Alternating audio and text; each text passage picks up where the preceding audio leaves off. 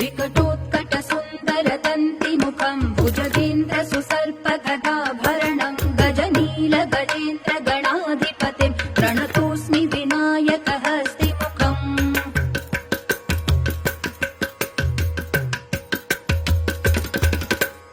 सुरसुरगणपति सुन्दरकेशम् ऋषि गणपति यज्ञसमानम् भव भव गणपति पद्मशरीरम् जय जय गणपति दिव्य नमस्ते